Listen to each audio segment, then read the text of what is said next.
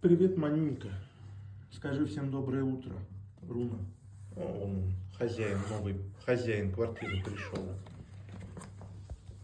Все втроем бегут. Ну как, вот как, а? Он ее и там прям достает. Ну как, что делать? Что же делать, как же быть, а? Вот тебе и доброе утро.